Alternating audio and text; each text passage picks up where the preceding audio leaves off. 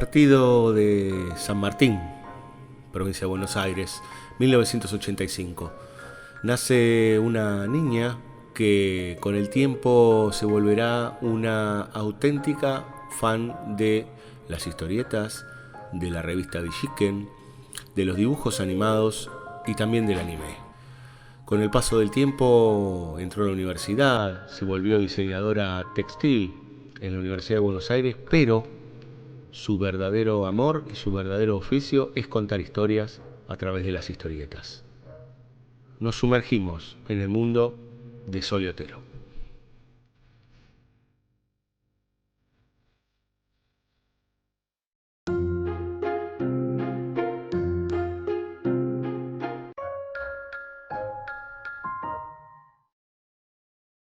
Sole, vos sos de mediados de los 80, ¿no? 85 por ahí. Sí, exactamente de la Eh, mitad. Sí.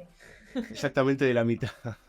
Y escúchame, te pregunto esto porque yo soy de fines de los 70, en realidad, principios de los 80, y siempre hay algo que por ahí uno comparte con ciertas personas que tiene que ver con cierta niñez o cierto vínculo de la niñez con elementos que por ahí ya no están tan presentes y demás.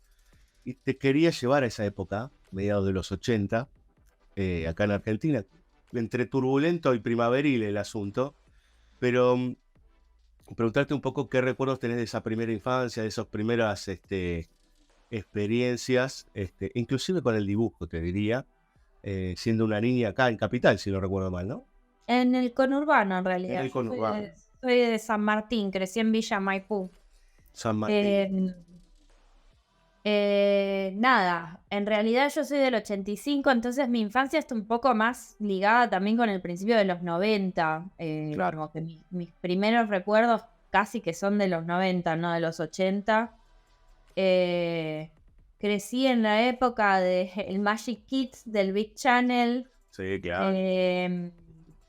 Quizás un poco antes de eso recuerdo como que el mundo infantil para mí era un poco, no sé, Flavia Palmiero, La Isla de los Witties, Sí. Yuya, un Ujú. poco.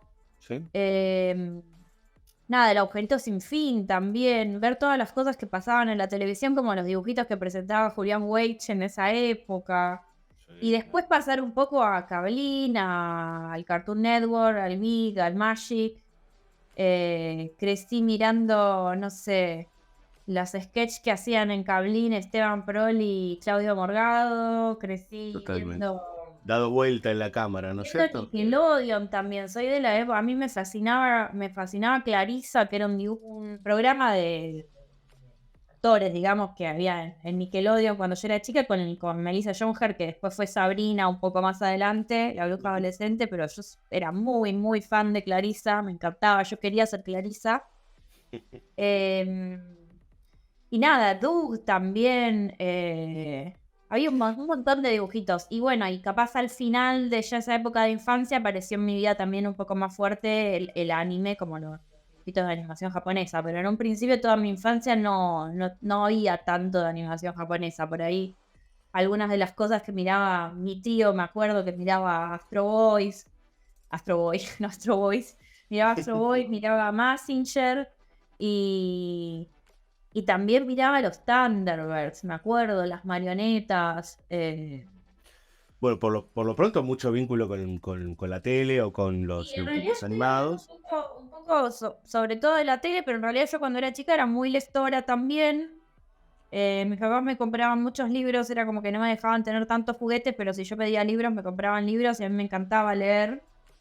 Y yo también crecí leyendo la colección bueno, primero de Elige tu propia aventura, pero también leía mucho El barco de vapor. Iba como siempre un poco adelantada a mi edad, iba juntando las colecciones del barco de vapor. Em, y nada, y en realidad también me quedaba mucho tiempo en la casa de mi abuela y leía todo lo que había en la biblioteca de mi abuela. No sé, leía los libros viejos de la colección de Villiquen, de La cabaña del tío Tom, no sé, sí, Emperatriz. Como que lo que había para leer yo lo leía.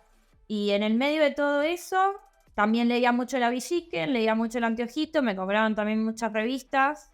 Ujú. Eh, yo jugaba mucho a recortar cosas de las revistas y a redibujar cosas de las revistas y de los dibujitos animados.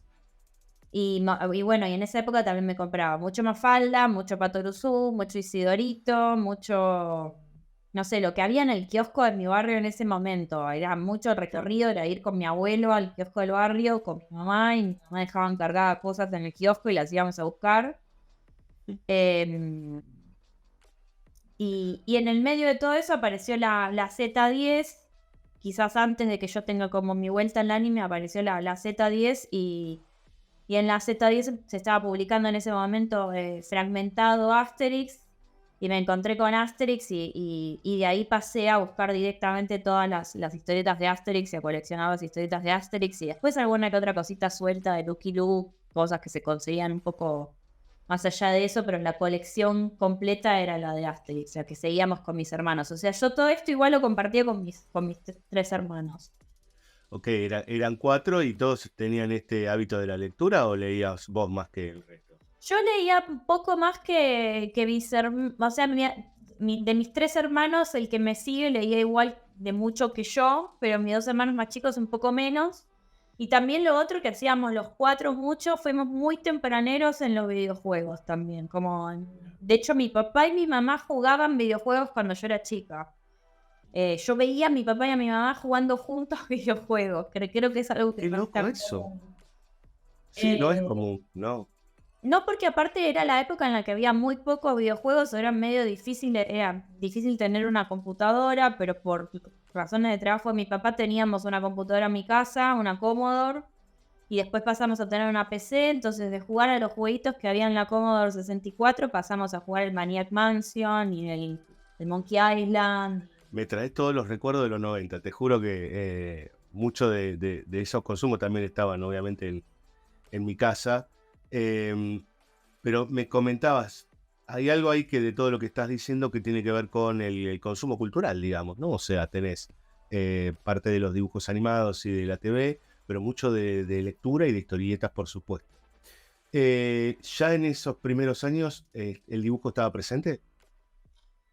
Yo creo que sí y no, porque no tenía para mí, de chica no tenía tanta, o sea, dibujaba creo que como dibujaba cualquier chico, pero no particularmente mucho, no era una cosa que a mí me resultaba muy especial. Yo lo que a mí me gustaba era escribir cuando era chica, escribía mucho. Escribía unas cosas que las leo ahora y me dan una vergüenza terrible porque eran súper mega cursis, pero escribía mucho y mis diarios los llenaba diciendo que yo quería ser escritora y me inventaba historia, me inventaba como, Eras muy no sé si chiquitita. amigos imaginarios, pero me inventaba como realidades paralelas donde pasaban otras cosas. Pero eras muy chiquitita, o sea, está bien, pasa eso, ¿o no? Sí, sí, sí. Sí, pero sí, yo dibujaba mucho mis diarios, pero no era como lo principal para mí dibujar. Era como una cosa que hacía de costado de la escritura. Lo que yo quería hacer era escribir. Pero igual siempre que escribía algo, algún garabato en algún costado de algún dibujo aparecía. Mi relación con el dibujo quizás se da un poco más, también sin pensar mucho en el dibujo en sí, porque por esto de que a veces miraba dibujitos animados o leía libros y no me terminaba de gustar algún final o alguna cosa que pasaba, o me parecía que faltaban personajes, no sé, tenía un problema con las con la cantidad de mujeres y hombres que habían las cosas. Cuando había muchos hombres, yo dibujaba personajes femeninos para compensar la cantidad de mujeres, y cuando había muchas mujeres, dibujaba personajes masculinos. Es Eh, equitativo, digamos. sí, que fuera equitativo. Entonces ahí empecé a dibujar muchas cosas por corregir o por inventarme como historias paralelas a las que tenían los dibujitos animados. Me acuerdo de haber dibujado como unas caballeras del Zodíaco en un momento.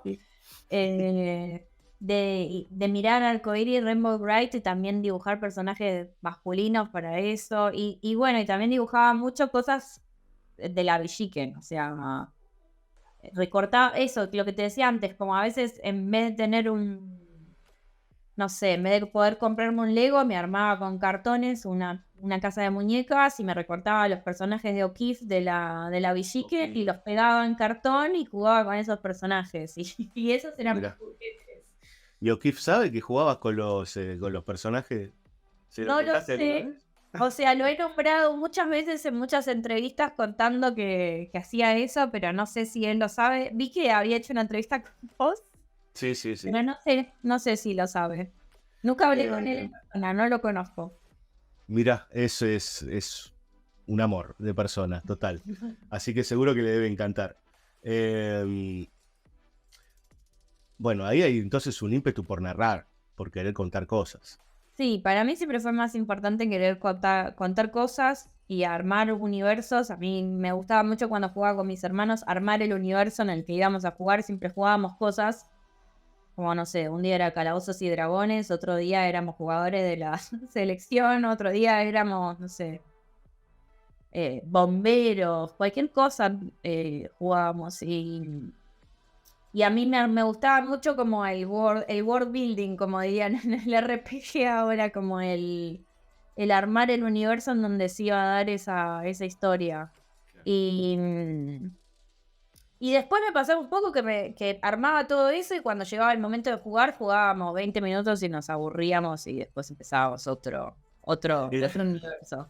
era más importante armar el universo que jugar en ese universo, digamos. Sí, sí, me acuerdo también de estar en la terraza de la casa de mi abuela, que es la que está dibujada en naftalina, con mis hermanos y con tiza dibujar todo el piso, porque a mi hermano le gustaban mucho los autitos, entonces yo le dibujaba las pistas para que los autos recorrieran y le dibujaba ciudades y lugares por donde pasaban los autos y acomodábamos todos los autos y ellos empezaban a mover todos de a poquito y después ya nos aburríamos y nos íbamos.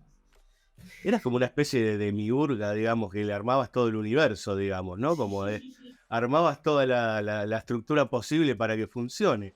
Ahora, Sí. eh, pregunto, en algún momento, viste que hay algo que sucede, sobre todo, yo lo detecto más acá en Argentina, o yo supongo que eso debe ser en todos lados. Hay un momento en donde todos los chicos dibujan, todos. Pero hay un momento que cortan, o depende de los estímulos, continúan, o alguien se da cuenta que tiene alguna virtud, por decir. Después hablaremos si hay talento o no, que están discutidos, y pueden continuar.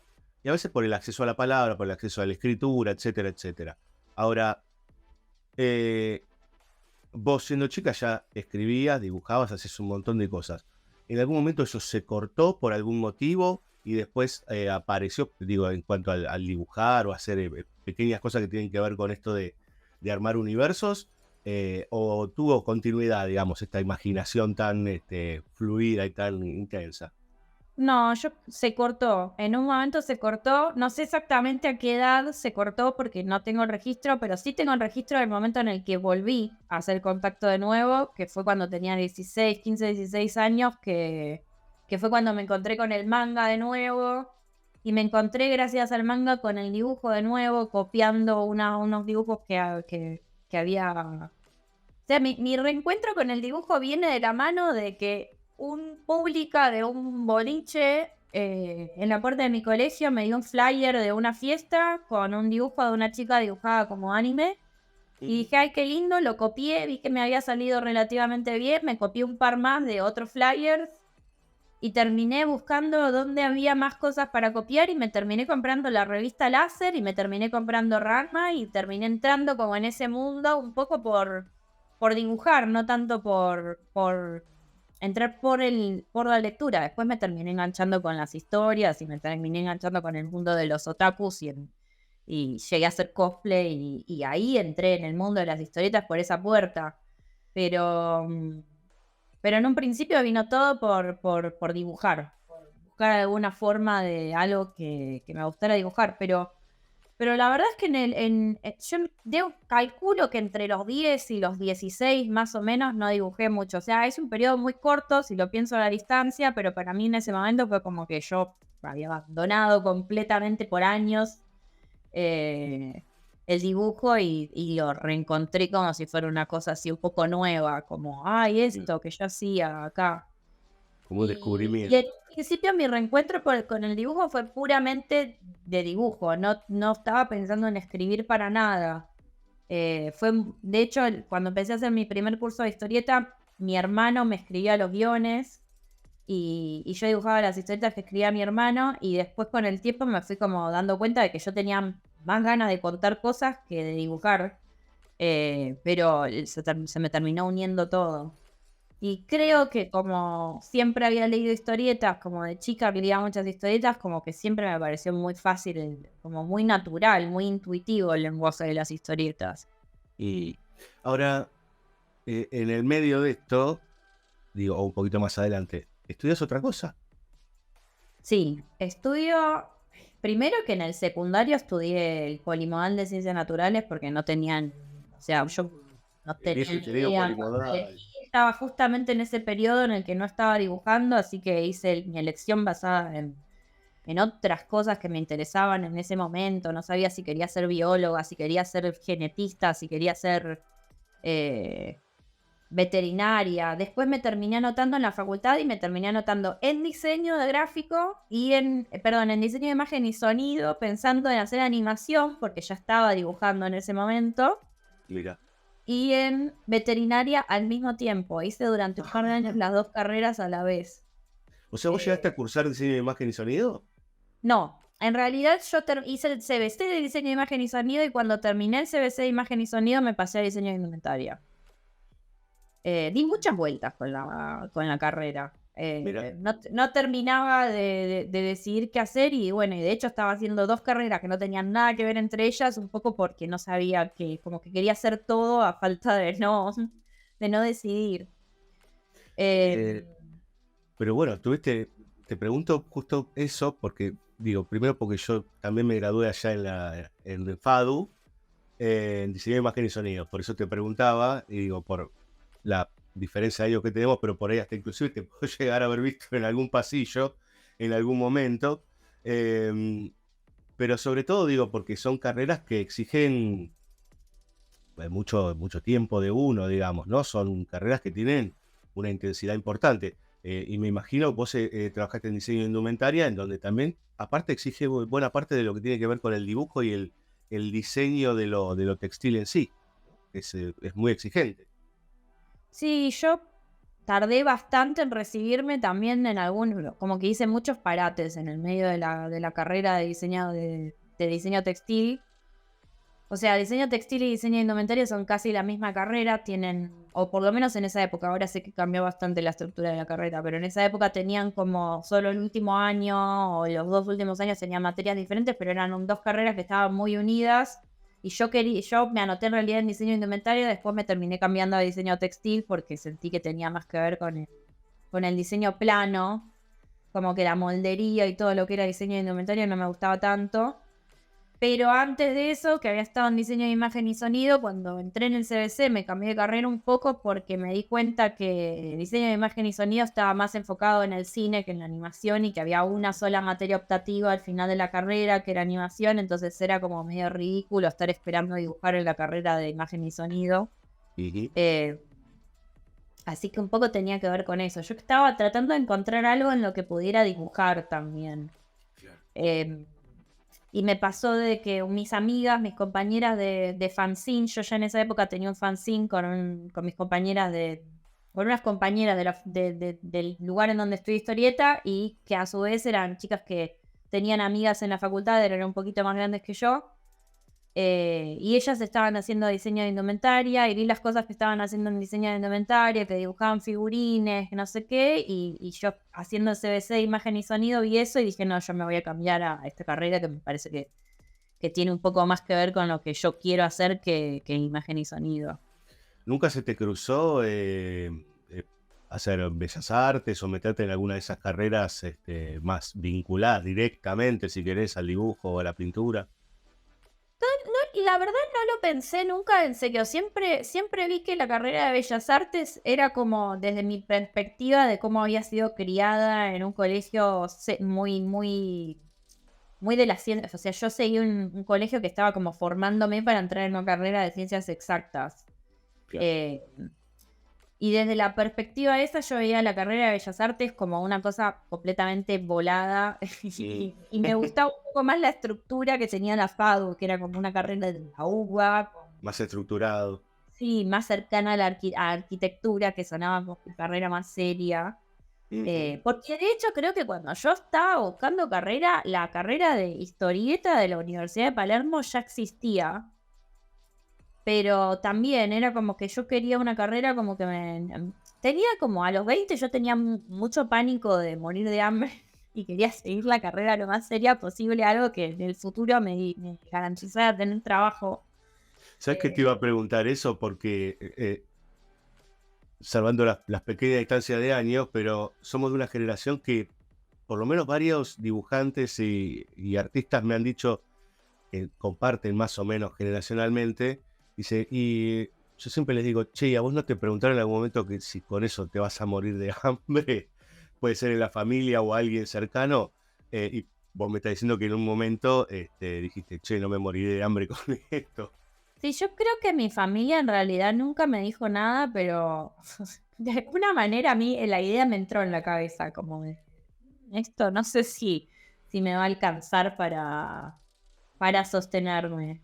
Eh, y nada, igual después a mí de hecho, o sea, la carrera de diseño textil no la llegué a ejercer nunca, jamás. O sea, lo único que hago al día de hoy es bordar. Sí, están Pero buenísimos esos después bordados que están en tu página, están sí. buenísimos.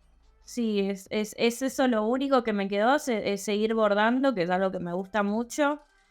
Y tejía hasta hace un tiempo con la máquina de tejer, daba clases de máquina de tejer. Ahora lo que me pasa es que como mi máquina de tejer es gigantesca y es muy vieja y pesa muchísimo, me quedó en Argentina. Ahora estoy viendo cómo me la puedo hacer llegar a Bariloche, que es donde paso un par de meses al año, eh, a ver si puedo volver a tejer, porque me gustaba también tejer dibujos, como siento que hay cosas que donde puedo conectar lo que hago con el dibujo con el diseño textil y todavía me interesan esas cosas, lo que pasa es que perdí los recursos prácticos para poder llevar a cabo lo que tenía, las ideas que tenía. Eh, O sea que digo, hay algo que quedó ahí de lo textil que todavía está ahí vivo, por decir, ¿no? Sí, sí, yo siempre pienso, me encantaría poder ponerme a tejer como tejido de jacquard, que es esta manera de hacer como dibujos como complejos con el tejido de esos que aparecen en los suéteres, que Ujú. son como esos suéteres gorditos que tienen dibujo. Yo sé hacer eso, técnicamente lo sé hacer, pero no lo puedo hacer si no tengo una máquina de tejer, una de las Nitax viejas, y es algo que me quedó ahí. Como me mudé de país, fue algo que no pude hacer, pero me siguen interesando lo textil desde el lado artístico, no desde el lado profesional, digamos, del diseño textil, que tiene más que ver con trabajar con proveedores, con trabajar para capaz una casa de diseño de decoración de interiores o no sé, inclusive una fábrica de ropa. Como que ese vínculo no me interesa tanto y siento que encima también, nada, la carrera de diseño de indumentaria y la carrera de diseño textil tienen eso de que uno entra con una idea de qué es de qué es trabajar de diseñador textil y de diseñador de indumentaria, y después uno se va dando cuenta durante la carrera que en realidad lo que pensó que era no tiene nada que ver con lo que realmente es, que es un trabajo muy ligado a la producción industrial y, Claro. y- y que muchas veces en Argentina tiene muy poco de creativo porque lamentablemente la industria argentina no tiene tanto espacio para la creatividad, entonces hay Ujú. mucho de copiar cosas. Claro. Y después están, por supuesto, los diseñadores independientes que tienen sus marcas y que hacen cosas un poquito más creativas, pero para llegar a trabajar de eso, de ese lugar, necesitas tener como una buena inversión inicial, es como complicado de otros lugares. Total. Te traigo de vuelta al dibujo. Sí, me Me- fui, me- perdón. no, no, al contrario, porque yo te traje porque con lo del tema de FADU y a mí siempre si alguien estudió en la facultad donde yo estudié y donde estoy trabajando también, es como que siempre le tengo que preguntar, ¿viste? Es como algo que tiene que ver con la experiencia. Pero eh, paralelamente a eso ya estabas dibujando con ganas de contar historias y metiéndote, hablabas de los fanzines y del grupo en el que trabajabas, pero vos también abriste un blog en su momento, empezaste a contar cosas. Digo, ¿en qué momento pegaste el salto? Que decidiste, bueno, vamos a publicar. inclusive digo en la red al principio, materiales tuyos, materiales que creo que en su mayoría tienen mucho que ver con lo autobiográfico. Creo que, bueno, es un tema ese porque a mí me llevó unos 8 años recibirme de diseñadora y durante todos esos 8 años yo como con lo que me fui estableciendo fue más que nada como trabajando de ilustradora infantil. Fui empezando a conseguir de a poquito trabajo de ilustradora infantil, primero en manuales escolares sobre todo, que es como un trabajo bastante mercenario, diría, por decirlo de alguna manera. Es como, bueno, hay que hacer esto en una semana, 50 viñetas, y yo lo hacía mientras estaba estudiando y me pasaba la mitad del tiempo preparando proyectos de la facultad, la mitad del tiempo dibujando eso.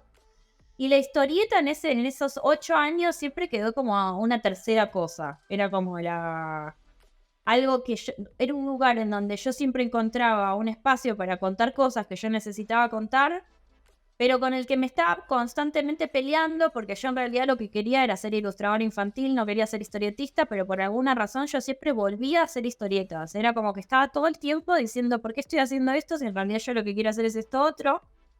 Y muchas veces me pasó, o sea, abrí el blog, tenía primero mi fanzine, después con estas chicas, después ese fanzine se terminó un poco apagando solito porque todas las chicas estaban ocupadas con sus trabajos y sus carreras, y ahí abrí el blog. Y cuando abrí el blog, empecé a hacer estas páginas semanales y tenía épocas donde hacía una página por semana mientras cursaba la facultad y mientras trabajaba de ilustradora, y había épocas en donde me peleaba con ser historietista y borraba el blog y volví a arrancar otro blog al mes siguiente porque tenía ganas de hacer otra historieta. Y fue una lucha contra mí misma que duró bastante tiempo hasta que me recibí.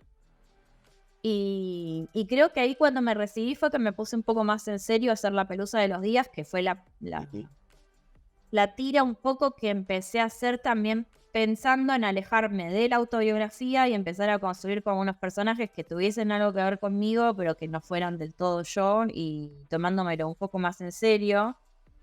Como que en el 2009 yo ya la había logrado publicar durante una temporada en la Villique, en una historieta.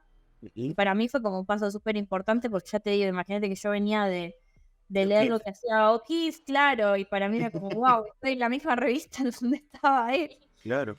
Em, pero, pero nada, después de eso como que no logré volver a conseguir otro trabajo de historietista, era muy difícil. Encima era la época en la que las revistas estaban desapareciendo y cayendo como muy todas juntas. Vos estás hablando de 2009. En 2009 fue cuando publiqué yo en La Villiquen. La Villiquen terminó cerrando bastante después, pero estaba empezando su decaída en esa época. Sí, estamos hablando de, para los que no conocen, las revistas físicas, digamos, ¿no? O sea, Claro, sí. ahí hubo todo un cambio hacia el área digital, que bueno, varió todo, totalmente. Pero bueno, las revistas estaban desapareciendo. También había, como que en esa época me acuerdo que había como una esperanza de que las contratapas de los diarios con sus humoristas gráficos se renovaran y de que hubiera como aire nuevo en esas páginas, que fue algo que nunca terminó de Nunca pasó. suceder. Nunca pasó. Y claro, y un poco también estaba durante mis años de facultad eso de dejar las historietas, también tenía que ver un poco con estar viendo este panorama de que, bueno, no hay espacios en realidad para hacer historietas y que eso sea un trabajo. Pero al mismo tiempo yo seguía teniendo ganas de contar cosas en historietas y me seguía saliendo ese impulso. Un poco en esa época, creo que también fue en el 2009, entré en historietas reales y encontré como otra gente que estaba un poco en la misma que yo. Y que nada, y que encima ellos ya como colectivo habían logrado publicar un libro, varios de ellos habían sacado sus propios libros individuales con las cositas que habían hecho dentro de historietas reales. Claramente se veía que no se estaban volviendo millonarios, ni se estaban siquiera manteniendo con lo que estaban haciendo en historietas reales, pero al menos había algo ahí como colectivo que hacía que uno se sintiera como, bueno, alguien me lee, aunque sea. Sí, o nos sentimos acompañados entre nosotros, ¿no? Porque sí, estamos todos ahí en la misma. Sí, y todavía como existe estas ganas de generar material, aunque este material no tenga todavía o no vaya a tener nunca lugar propio. Y nada, y después terminé haciendo La Pelusa de los Días, ya habiéndome recibido de la facultad. Hubo un año que le puse un poco de pausa a todo lo que era hacer historietas, que dejé historietas reales, dejé Chicks on Comics, que era también el otro colectivo en donde estaba, porque quería recibirme, quería terminar la facultad y sacármela de encima y pasar a otra cosa, y me tomé el año, terminé la tesis, y después volví a hacer historietas, haciendo La Pelusa de los Días. Y con La Pelusa de los Días estuve varios años como dando vueltas con la carpeta en la mano, a ver si algún editor en Argentina me la publicaba. Y hubieron un par que me dieron algunas vueltas, que sí, que no, me hicieron esperar, y después finalmente había logrado arreglar con Llanto de Mudo para hacer un ideame para que me publicaran ellos. Llanto de Mudo, uy. Sí. Y finalmente, cuando estaba a punto de empezar a hacer la campaña del ideame, o de empezar a fijarme cómo hacer una campaña de ideame, me escribieron de la Cúpula de España para publicarme el libro, para preguntarme si tenía algo más, que ahí yo ya estaba empezando a hacer Poncho Fue, entonces también les ofrecí Poncho Fue al mismo tiempo. Y nada, y en realidad, bueno, eso, como los de Llanto de Mudo vieron que tenía esta puerta ahí con la cúpula, me dijeron, bueno, no hace falta que... O sea, se cortó eso que estábamos por hacer con Llanto de Mudo, porque iba a publicar con la cúpula. Y ahora me pregunto por la historieta en sí misma, digamos. Viste que se puede, recién decías vos esto del trabajo profesionalizado. Se puede profesionalizar cuando uno tiene que cumplir con días, horarios y cuestiones muy, muy específicas, cuando la cosa se vuelve como muy diaria o con una cantidad de laburo constante. Ahora, vos le das lugar a lo lúdico en cuanto a tu producción. Sos una persona que planifica lo que va a hacer. ¿Cómo te disponés para producir? Creo que para mí el secreto de todo es saber mantener un balance entre lo lúdico y lo estructurado, y saber en dónde poner a lo lúdico y a lo estructurado. Como no... Hay una parte que tiene que ser creativa y en donde uno tiene que, no sé, que yo siento que es como que sigo conectando con mi niña que armaba estos mundos y se ponía a armar los juegos y quería como inventarle finales alternativos a las cosas, que es como mi manera de jugar un poco. Pero por el otro lado también hay algo que me quedó muy de la FADU. O sea, para mí la disciplina y la autoexigencia son cosas que aprendí en la FADU. El famoso proceso, ¿no? Sí. Paso por paso por paso. Y de hecho me pasó hace muy poco que una compañera mía de la facultad, que todavía muy amiga mía, escuché una entrevista que yo no sé quién le había dado en ese momento. Vino a la presentación de Gualicho. Y nada, y yo en la presentación de Gualicho conté un poco cómo se me había ocurrido la idea, cómo la había armado, y terminó la charla y vino y me dijo, ¿te das cuenta que tenés la misma manera de escribir? Cómo pensás el guión y cómo lo armás tiene que ver con lo que aprendimos de idea rectora en la cátedra de la FADU de diseño de indumentaria.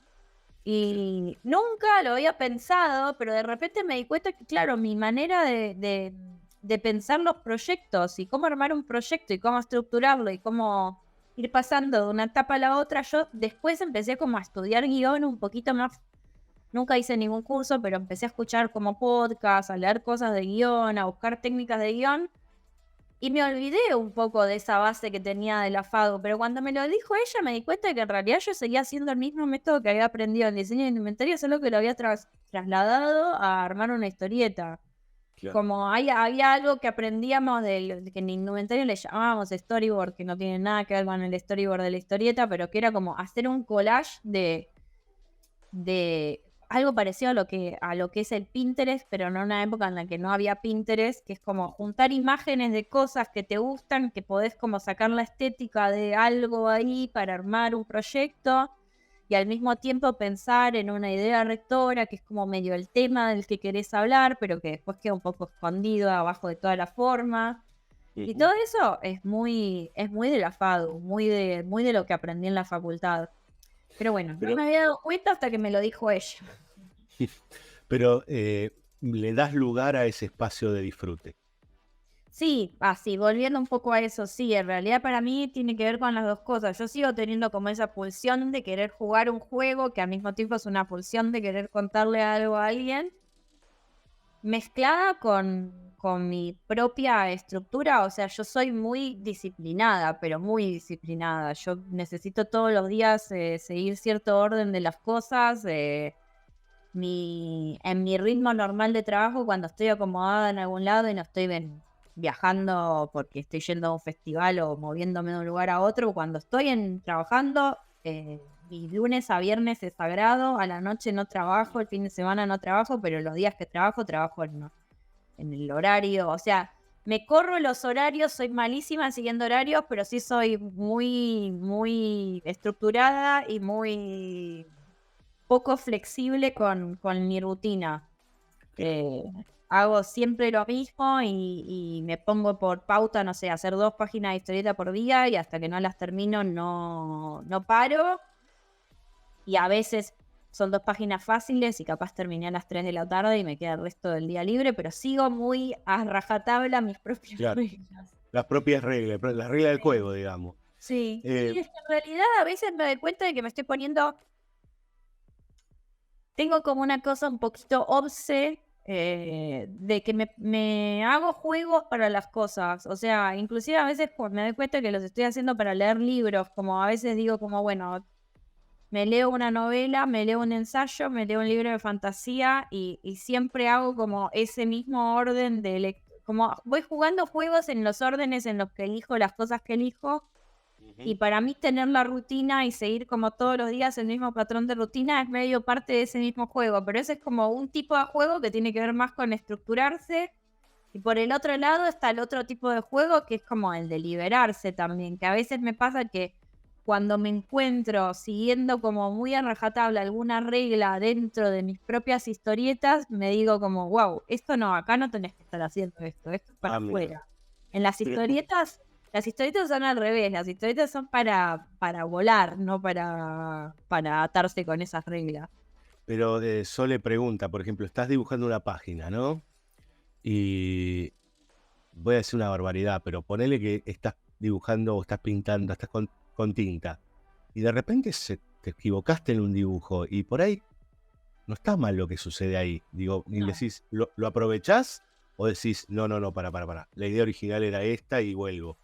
No, creo que me pasan todo el tiempo ese tipo de equivocaciones y por eso justamente hay algo de lo que decía recién, de esto de frenarme en mi intento de corregir que tiene que ver con eso, con que a veces se me ocurre una idea que me rompe el esquema estructurado en el que yo venía funcionando y la tengo que dejar ser y me tengo que parar a mí misma cuando me estoy tratando de corregir eso y a veces tienen que ver con el error también, muchas veces como en la equivocación o eh, no sé, en el accidente hay algo que vale la pena quedarse ahí y mover esas reglas del juego, improvisar un poco. Creo que es un poco eso. Para mí también tiene que ver un poco como con aprender a bailar algo con otra persona cuando tenés que saber ciertas estructuras de pasos y de cosas de cómo es el ritmo de lo que estás bailando, pero también te tenés que dejar llevar por la otra persona. Estás Claro, como claro. acompañado. Y un poco pasa eso con un libro de historietas, como que es como si estuviese un poco vivo. A veces pasan cosas ahí que tienen que ver con algo que se sale un poco de lo que uno tenía planeado. De hecho, dibujar es un poco así. Uno tiene una idea en la cabeza de cómo va a ser el dibujo y después la mano hace otra cosa. Y totalmente. ¿Te llevas bien con eso de, digo, tengo algo en la cabeza y lo dispongo en el papel y de la cabeza al papel siempre hay distancias, ni mejor ni peor, digo, distancias que tienen que ver con que no se puede reflejar directamente lo que pasa en la cabeza. Sí, no, también he aprendido a llevarme bien con eso. En algún momento en el pasado era un poco más como que lo que yo quería dibujar, quería que aparezca y me frustraba. Creo que mi más grande influencia respecto de todo eso ha sido Power Paola, que es una persona que ama el dibujo en este sentido, en el dibujo en el sentido de que es como una expresión del momento, como automática, ¿no? Y verla a ella dibujando para mí fue como lograr encontrar eso también, Claro. el valor del dibujo como un acto de improvisación también, no solamente como una bajada de una idea que uno tiene en la cabeza y que, no sé, a ver, que también está buenísimo eso, pero me parece que la mezcla de las dos cosas a veces genera cosas interesantes, tiene resultados que están buenos. Ahora te estructuras para laburar, para trabajar, me imagino que para también darte un orden diario y semanal. Eh, Hay muchos artistas, o muchas artistas también, digo, que llevan su cuadernito bajo el brazo para estar sentados en un café y de repente se ponen a dibujar, se ponen a hacer algo. ¿Vos tenés eso aparte? ¿O una vez que terminaste de dibujar, hasta mañana? Eh, lo tuve o sea, espero volver a tenerlo. Estoy justo en un momento ahora en el que no estoy dibujando nada en el cuaderno. Hace ya casi un año que lo tengo, lo llevo de paseo, llevo los marcadores de paseo y no logro como llegar a ese momento del día en el que me quiero sentar a dibujar en algún lado.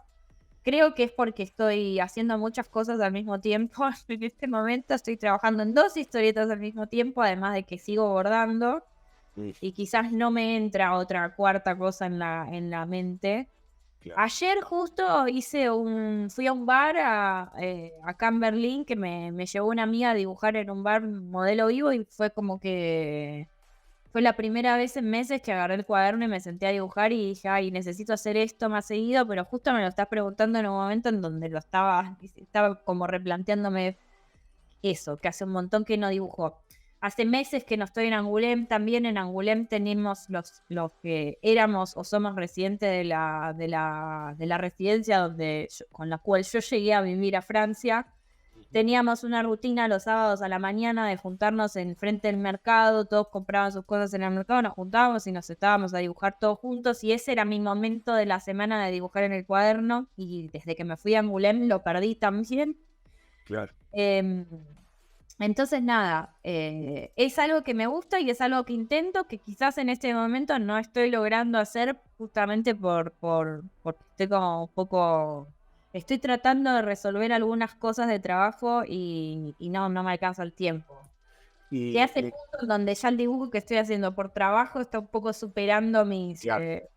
mis márgenes de poder dibujar en el tiempo libre.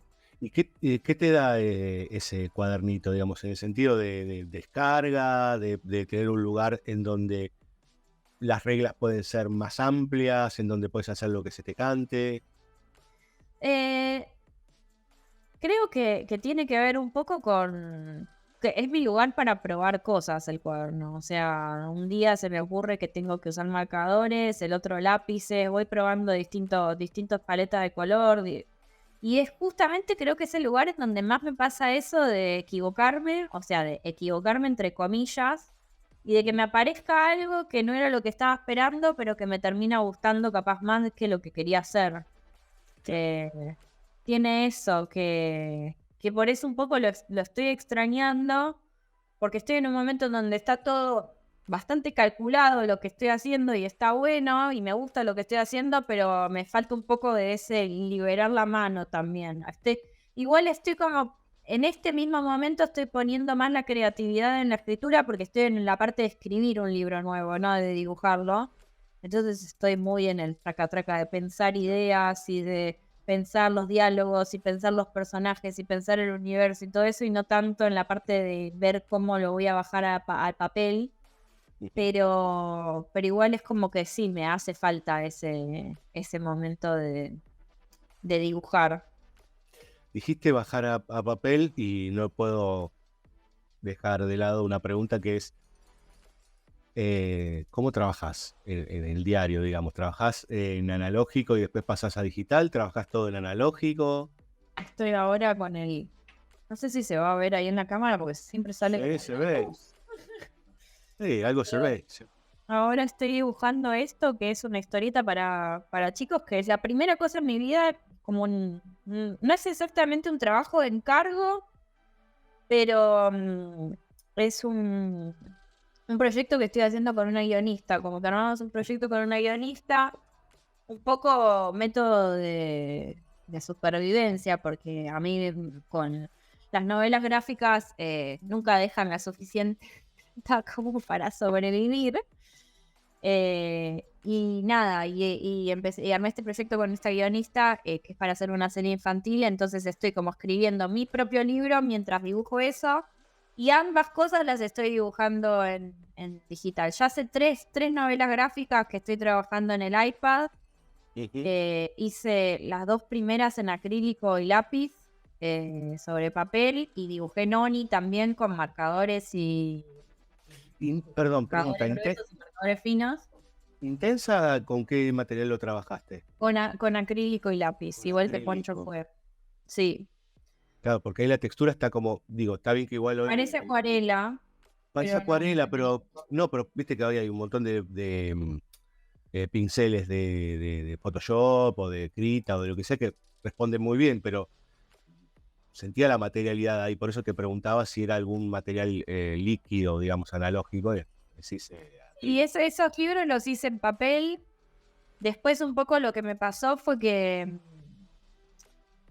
nada, la verdad es que los libros que estoy haciendo son tan largos y yo les hago tantos cambios al guión en el medio, que les agrego páginas, que les saco, y todo el tema del escaneo y el volver a armar y el rotular, lo vuelve tan largo al final el proceso, y encima el peso de las hojas, porque también estoy como yendo a Argentina, volviendo a Francia, que me voy a para otro lado, que no sé qué, viajar con tanto papel se me hacía un poco difícil, sobre todo porque tengo mucha escoliosis y me duele la espalda.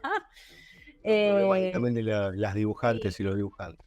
sí, en realidad los míos no, los míos vienen de fábrica, me iban a agarrar Ok, ok, aunque no ok. dibujara nada, Ahí pero le bueno, echamos la culpa a la genética. sí, en mi caso sí. eh,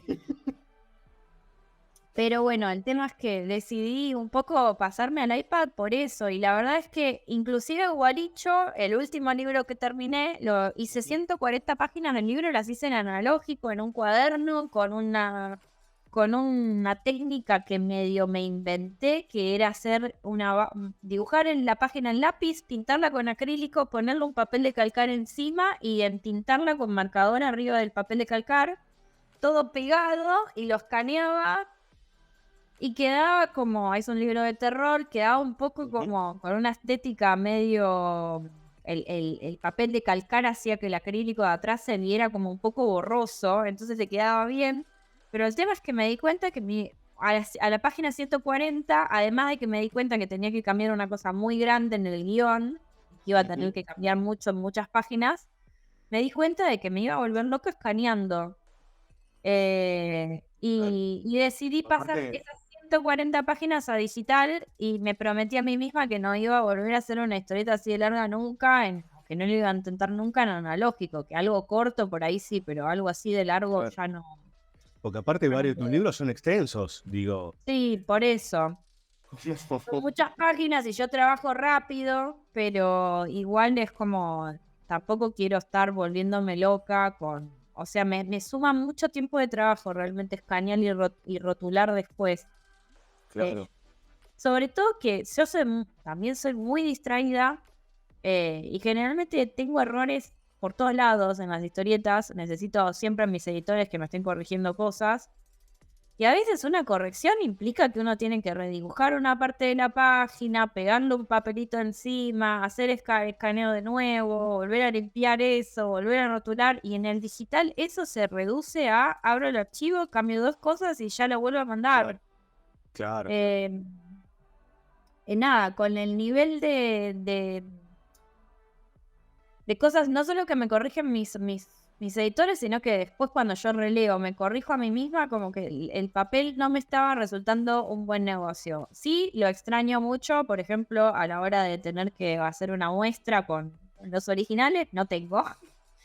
Eh, Bueno, pero se pueden imprimir, qué sé yo, digo. Sí, sí, he tenido muestras con impresiones y por suerte están los Claro. originales de Pancho Fue de Intensa y están estos cuadernos que hice al principio de Gualicho y tengo originales de Naftalina también porque en Naftalina también dibujé bastantes páginas en acrílico y en marcadores al principio, después me pasé al digital también.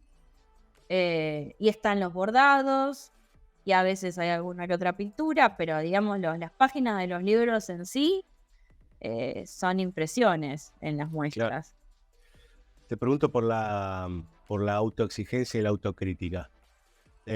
Hace un ratito algo mencionaste, pero sos, vale el juego de palabras, ¿no? ¿Sos muy intensa con vos misma? Digo, o te dejás llevar con los laburos propios. Creo que me torturé a mí misma bastante hasta hace bastante poco. O sea, siento que sigo siendo bastante autoexigente, pero me relajé un poco más conmigo misma hace relativamente poco.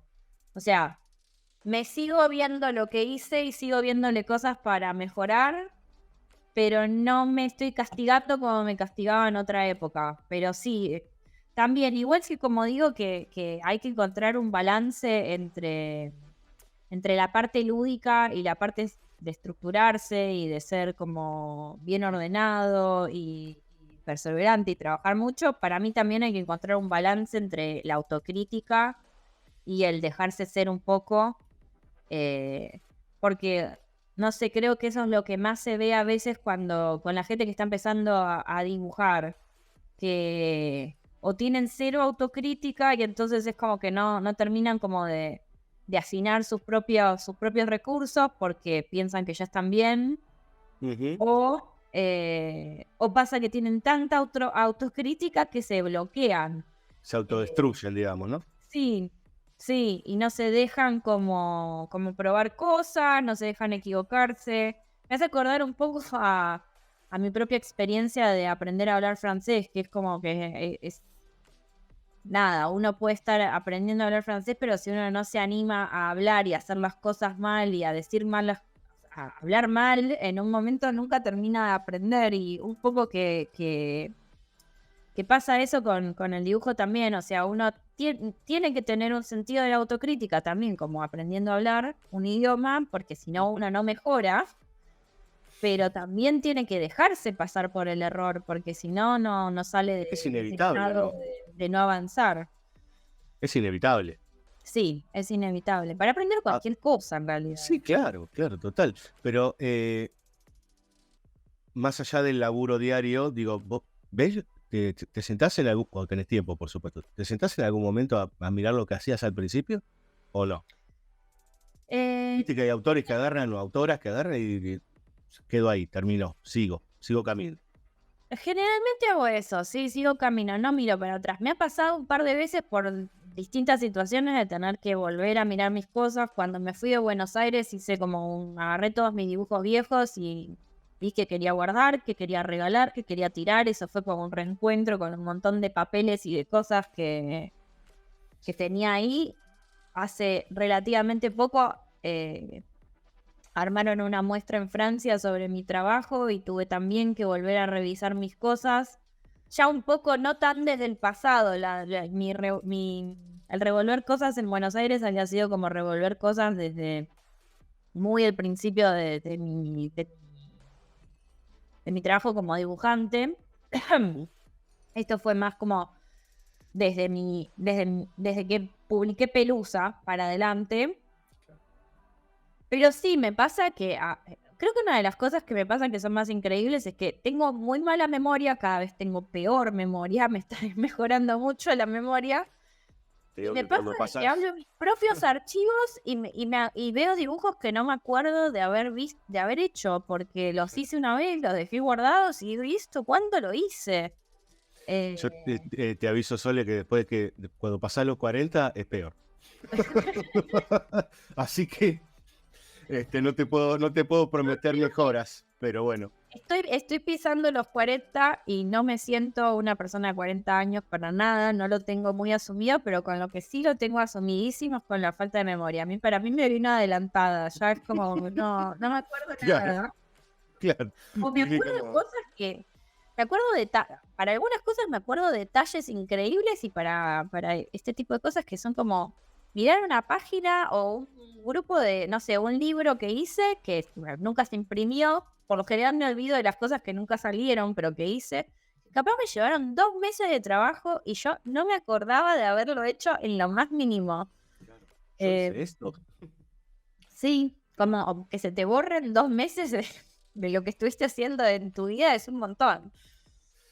Hay parte de ese proceso de volver a mirar, de volver a mirarse y demás, que es un poco más inmediato de laburo, que es cuando después de tantos meses de esfuerzo de dibujar, de estar o en la tablet o el papel o todo lo que contabas vos, alucinante de laburar con el acrílico y arriba la tinta y volver a escanear y demás, hay un momento en donde se imprime. ¿En qué momento tenés que decir esto está terminado y tiene que salir a imprimir? Porque es difícil tomar esa decisión, creo, ¿no? Excepto por las fechas, me imagino. Claro, en realidad a mí lo que me pasa es que tuve diferentes experiencias, sobre todo hablando como de los libros, de las novelas gráficas. Tuve diferentes experiencias porque tanto Poncho fue como intensa, los terminé y todos los editores, los españoles y los argentinos, me pusieron en agenda para publicarme como 6 meses, un año después de la fecha en la que yo ya tenía terminado el libro. Igual yo en un momento cerré eso antes, o sea, que lo dejé en manos de ellos, de que me indicaran si había alguna corrección o algo más, pero los libros ya los había cerrado. Con Naftalina y con Gualicho me pasó al revés. Me pusieron una fecha de entrega, sobre todo Naftalina, que tenía que salir en una fecha determinada porque había ganado un premio, que estaba anunciado que el libro iba a salir en determinada fecha, entonces yo tuve que correr para terminar el libro para esa fecha. Me volví mega loca porque no bajé mi nivel de exigencia, solamente subí la cantidad de tiempo que le tuve que dedicar por día al libro porque las páginas las seguía rehaciendo, redibujando. Yo sé que tengo como cierto nivel de... Generalmente lo que hago es dibujo todas las páginas del libro y después al final del libro lo que me encuentro haciendo es como redibujando cosas. Hago como una segunda capa de dibujos. Hay cosas que no me gustan y las vuelvo a dibujar. Con Naftalina llegué a hacer eso. Con Gualicho también lo hice, pero lo hice muy a las apuradas y de hecho la edición francesa de Gualicho debo haber estado 3 o 4 semanas más preparando la edición francesa, arreglándole cosas que no me gustaban de la edición española, porque la edición española terminó saliendo muy sobre la fecha y bueno, y de hecho es algo que todavía en el cuarto libro estoy aprendiendo cosas que nada, que no quiero más que el libro, la fecha de impresión del libro quede tan pegada a la fecha de entrega del libro. Yo necesito tener unos meses en el medio para poder tomar distancia del libro, volver a mirar el libro, decir a esto y tener un tiempo de poder arreglar las cosas que le voy a mal al libro. Respirar. Claro. Pero después cuando ya pasé eso, para mí está cerrado. O sea, con esos cambios que le hice a Gualicho en la edición francesa, ya está. Para mí el libro ya está cerrado. Claro. No lo tocaría más. Necesito yo misma hacer el cierre también. ¿No? También había algo que me pasaba con Gualicho, que era que lo quería terminar. Que me pasa con todos los libros. Llega un momento que es mucho tiempo, 2, 3 años con el mismo libro. Uno quiere que es como... Psicológicamente para mí, pasar de un libro al otro también es como cambiar de etapa de mi vida, como que viene siempre acompañado con cosas que son de la afuera y que me hace falta mover a veces. No, porque aparte de las historias que vos contás, digo, me imagino que tienen mucho que ver con inquietudes propias, digamos, ¿no? Que vos estás depositando ahí y con todo ese tiempo que pones, con todo el laburo que pones, bueno, una vez que pasas a otra instancia, tenés que hacer todo un laburo mental, por decir, ¿no? Para correrte. Sí, es como que estás hablando con seres vivos de alguna forma. Sí, no, es algo como súper psicológico. Yo siento que el tiempo que estoy metida en un libro, que ya te digo, siempre son 2, 3 años, es un tiempo donde yo estoy muy conectada con lo que está pasando en el libro, a veces en niveles en los que yo no me doy cuenta. Hay cosas que son como muy subconscientes de lo que estoy escribiendo en el libro. Capaz yo estoy pensando como en no sé, la estructura del guión, estoy pensando en cómo pintar tal página, en lo que sea, pero hay algo más del sentido de las cosas que se me pega un poco en la vida y que se me mete la vida también adentro del libro. Claro. Y que para mí también cerrar el libro siempre implica un momento como de cambio.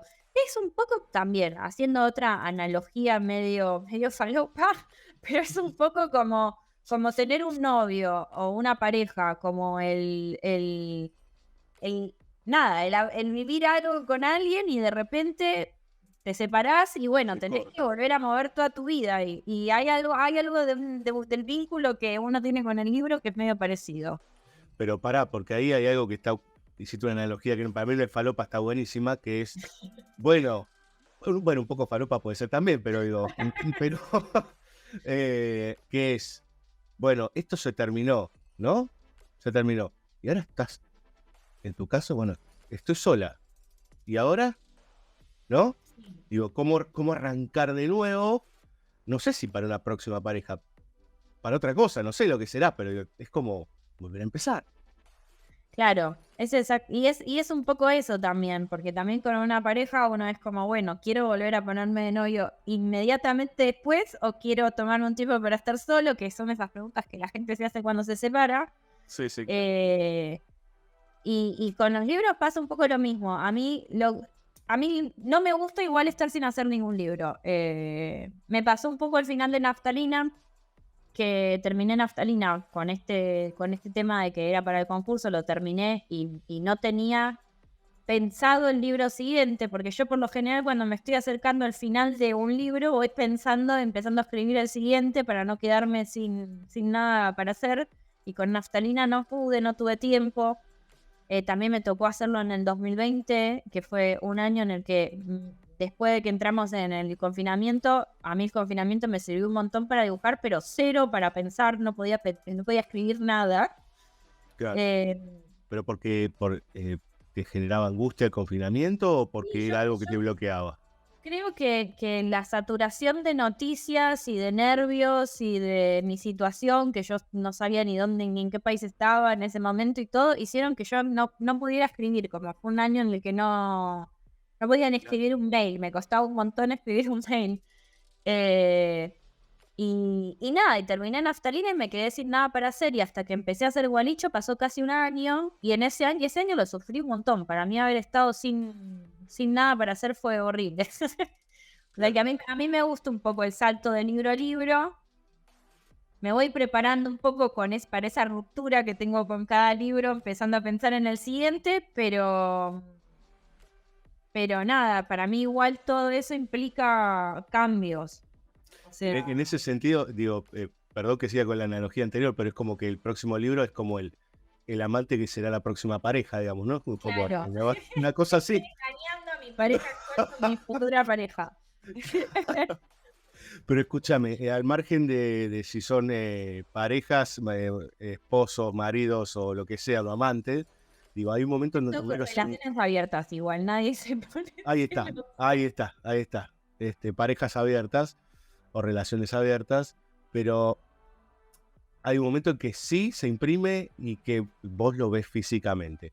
Sí. ¿Qué te pasa con eso? Digo, porque hay casos y casos, digo, gente que deja pasar y gente que es súper obsesiva con lo que ve ahí. Te estás poniendo de todo. Sí, no, depende de cómo haya salido el libro. En líneas generales, con la mayoría de mis libros me pasó que en el momento estaba muy contenta de verlos. Me ha pasado con algunas ediciones de decir, esto no está bien, y amargarme durante una semana porque es el trabajo de un montón de tiempo Claro. y nada, y se siente un poco como decepcionante cuando está o mal impreso o hay algún error mío o lo que sea. Pero la verdad es que en general mis editores han tratado bastante bien a mis libros y quedé bastante conforme con todas las ediciones que han hecho. Y nada, el tema creo que para mí no es tanto en ese momento yo suelo estar muy contenta, salvo estas excepciones que digo que fueron problemas de no sé, más puntuales. Lo que sí me pasa es que me cuesta mucho ver a los libros después. Claro, a la distancia, digamos. A la distancia. Igual siempre que me ha tocado hacer alguna relectura me doy cuenta, sigo viendo que el libro es importante para mí, sigo viendo que aprendí cosas, lo sigo valorando desde un montón de lugares, lo sigo viendo como una parte de mi vida que fue importante, pero también le veo un montón de cosas mal y es imposible que no le vea un montón de cosas mal a ninguno de mis libros viejos y me dan ganas de volver a hacerlos y los miro mucho. Entonces, Entonces, quiero no mirarlos tanto. entonces la autocrítica sigue estando ahí Sí, latente. sí, sigue estando, pero creo que desde un lado sano, porque yo creo que si no viera que mis libros viejos tienen cosas mal hechas que las podría estar haciendo mejor ahora, eso significaría que ya llegué a un punto en donde dejé Claro, de claro. evolucionar, de querer cambiar, o sea, por eso tampoco los miro mucho, porque no me quiero meter mucho en ese problema. Me parece que es un gasto de energía inútil y que en todo caso también de ese rechazo que me producen mis propias páginas viejas, hay algo de bueno, ¿no? De que, bueno, cambié, hay una evolución. Entonces, Claro. bueno, nada, que quede ahí. eh, Está bien. la Claro. gente lo puede leer, también eso es algo que es muy del mundo de, bueno, soltemos esto, que es que la gente tiene su propia experiencia leyendo el libro y no tiene nada que ver conmigo y con lo que a mí me pasa viendo mi propio libro, entonces nada, es listo. El libro existe, tiene su propia identidad. También ahí la analogía, en vez de con un novio, capaz es más con un hijo, es como, bueno, llega a la mayoría de edad y se va, El hay que nido dejarlo a vacío. su hija.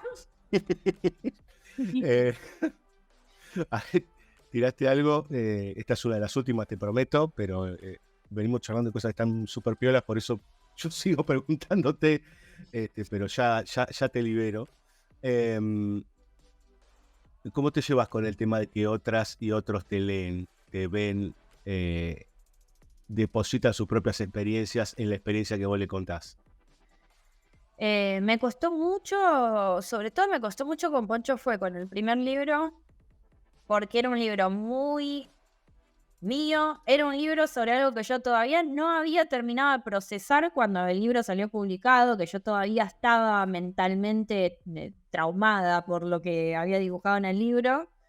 Eh, y nada, creo que el que haya sido mi primera experiencia exponiendo algo así, sumado a que todavía lo estaba procesando, hizo que toda la experiencia de lidiar con las lecturas del libro me afectaran muchísimo. Em, La mirada de los demás, digamos, ¿no? sí, sí, la pasé bastante mal con Poncho Fue. Creo que la pasé mal en el proceso de hacerlo, pero la pasé mal sola y después la pasé mal con eso de la mirada de los demás, la sufrí un montón durante un montón de tiempo y creo que ya para cuando salió Intensa me empecé a como a curar un poco, como que fue un proceso medio de ir curtiéndome. Al día de hoy es como que nada, uno recibe una crítica mala a veces y se queda un rato así como pensando, ay, qué ganas de contestarle a esta persona tal cosa. O a veces la reacción es al revés, que también pasa muchísimo, que es como decir, sí, la verdad, tiene razón. O sea, ¿qué me puede decir otra persona si no hay nadie más, más autocrítico y crítico de mi propio trabajo que yo mismo? Obviamente lo que me está diciendo lo veo también. Claro, Em, claro. Pero ya sea para un lado o para el otro, creo que es como que eso me dura 5 minutos ahora. No sé, bueno, no sé si 5 minutos, pero me lo olvido. Me pongo a hacer otra cosa y me lo olvido. Ya las cosas me resbalan mucho más que antes en ese Eso es la sentido. experiencia, ¿o no? Sí, yo creo que sí, que es la experiencia y nada, ya medio llegué a un punto en donde me doy cuenta de eso que decía antes, de que el lector tiene su propio baile ahí, su propia experiencia con el libro, que no tiene nada que ver conmigo y a veces se va para cualquier otro lado, pero que Claro, tiene que ver con lo que le haya pasado a esa persona, el momento en el que haya leído el libro y que a mí también me pasa como lectora y que también lo veo que me pasa como lectora leyendo 2 veces el mismo libro en 2 épocas distintas de mi vida, me parecen 2 libros distintos. claro. Eh, Es como una película. La ves a los 20, la sí, ves a los 30, la ves de noche, la cambia, ves de día, cambia. Total. cambia. Ahí sí, Eh, que es un poco lo mágico de las cosas que uno vio o consumió cuando era chico, que es que cambian, pero tienen ese poder de llevarte al pasado, que quizás las cosas que uno ve de grande ya no pasan. No funciona así, Aunque, claro. aunque las haya visto uno hace 10 años, no te llevan tanto al pasado como las que uno veía cuando era chico. Por ahí porque uno es más como una esponja de chico, ¿no? Es como que Sí, absorbe porque más. construye un poco el mundo de uno con poquitas cosas, no con tanto, como ahora es como tanto lo que hay alrededor. Total. Eh, la pregunta es medio sonsa, pero yo creo que te la tengo que hacer. ¿Crees que a esta altura, eh, encon- yo lo veo claramente, pero porque yo estoy de afuera, pero vos crees que a esta altura encontraste tu modo, tu estilo, tu forma al dibujar? Sí, creo que sí. Creo que igual eh, no me gusta quedarme encajada en formas, entonces estoy siempre buscando cambiar algo de un libro al otro. Ujú. Colores, la técnica que uso, aunque sea distintas técnicas digitales, pero bueno, Pero hay se nota cambios mucho ahí. cómo trabajar las paletas, de la diferencia de paletas entre líneas, eso Claro, se nota. el tema es que me doy cuenta de que hay ciertas cosas que cambio, pero que hay ciertas cosas medio de fondo que ya son medio mías, como la manera de capaz hacer los diálogos. Si bien me gusta como cambiar la manera en la que hagan los personajes, ya los diálogos los pienso un poco de cierta manera y los escribo de cierta manera. Las paletas de color ya las pienso de cierta manera. Eh, Hay algunas cosas que ya de tanto verme a mí misma, no las identificaba como mías, pero me terminé dando cuenta de que son como mi forma de hacer ciertas cosas y que no sé si son cosas que aprendí o que me vinieron medio naturalmente o que tienen que ver con estas cosas que hacía cuando era chica, Ujú. pero que están ahí, que las fui como... Es como si en vez de haberlas inventado, yo siento que encontrar el estilo es más como ir desenterrando algo que uno ya tiene. Claro, Eh, o claro, como sea, terminando es un poco de las dos limpiar. cosas, porque uno toma formas de cosas que ve, pero al mismo tiempo va encontrando como maneras propias. Y en ese sentido creo que las formas, por ahí, siento que todavía las puedo seguir cambiando, pero las maneras propias que ya las encontré un poco más y ya las tengo un poco más identificadas, ya está, están ahí, ya las veo. Sí, de afuera hay ciertas a ver, ciertas curvas, cierta disposición de los cuerpos, ciertas cosas que uno identifica claramente de tu laburo. Lo que pasa es que a Sí, veces uno, creo como decías que vos, ¿no? Uno está tan cerca que a veces eso no lo identifica. O lo sí. hace ya porque es propio. Y creo que es algo que le escuché una vez decir a Juan Sáenz Valiente, a Juan Hugo, perdón, que Nuevo nombre. sí, su nuevo nombre, que me quedó grabadísimo y que también lo repito mucho, que es que para mí el estilo no tiene que ver con esa forma de afuera, sino con el error de uno mismo. Como para mí, mis maneras de poner los cuerpos, eso que decís vos, las disposiciones, yo a veces las veo como torpes, pero son como mis propias torpezas. Y de hecho, hace muy poquito, en un festival acá en Alemania, estaba sentada al lado de Far y de Joan Far, y Far estaba diciendo que había escuchado a Miñola, o sea, había escuchado a Miñola decir que los dibujantes de historietas en realidad eran muy malos dibujantes, que lo que aprendían era trabajar con sus defectos de una manera como que fuesen fáciles de leer o que colaboraran con la historieta. Y me gustó un poco, porque encima que lo dijera Miñola, que para mí dibujaba súper bien, Uf, lo claro, repitiera Spark, que tampoco dibuja mal. claro, Eh, claro. pero como que los dos afirmaban un poco que salían como a dibujar historietas desde sus propios errores. Y un poco me pasa a mí también eso, como que el estilo en realidad es como le vas encontrando, no sé, el tamaño de la cabeza, la manera del ojito, si le haces la pupila, si le pones pestañas, si le pones los cachetitos, si haces la boca de una forma o la otra, pero en realidad el estilo para mí está más en algo como un poco más troncal del dibujo. Eh, Algo más del espíritu propio del Sí, dibujo. de ciertos errores que el dibujante tiene que no los puede terminar de esconder nunca, y un poco contrario el estilo es como darse cuenta de esos errores y decir, bueno, los abrazo a los Claro. errores.